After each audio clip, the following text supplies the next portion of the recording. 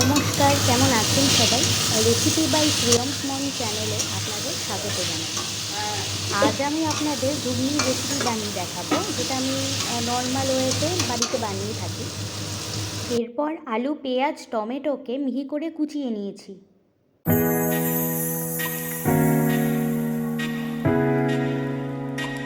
আমার কোচানো হয়ে গেছে।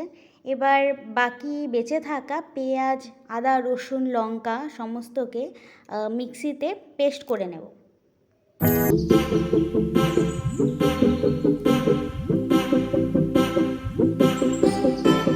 আগের দিন রাতে 300 গ্রামের মতন মটর ভেজানো হয়েছিল,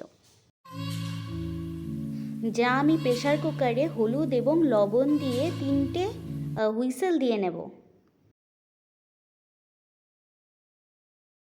এবার আমি একটি বাটিতে 1 চা চামচের আধা চামচ করে জিরের গুঁড়ো, ধনের গুঁড়ো, হলুদ গুঁড়ো এবং লঙ্কার গুঁড়ো দিয়ে জল দিয়ে গুলে রেখে দেব, যা মশলার স্বাদ দ্বিগুণ বাড়িয়ে দেয়।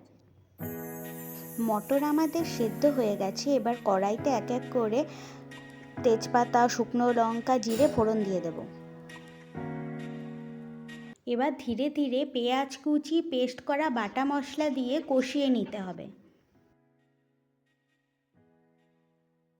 কষানো হয়ে গেলে আলু এবং টমেটো কুচি দিয়ে ভিজিয়ে রাখা গুঁড়ো মশলাটা দিয়ে ভালো করে কষিয়ে নিতে হবে।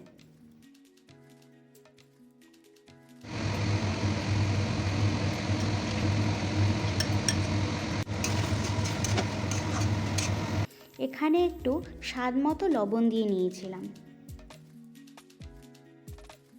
মশলা থেকে তেল ছেড়ে গেলে সেদ্ধ করা মটরটা ঢেলে দিয়ে 10 মিনিটের মতো আরও কষিয়ে নিতে হবে। এবার ঘুগনিটা হয়ে গেলে তার মধ্যে 1 চা চামচ চিকেন মশলা দিয়ে দিয়েছি। ব্যাস, আমাদের ঘুগনি রেডি। ফাইনাল লুকটা আপনারা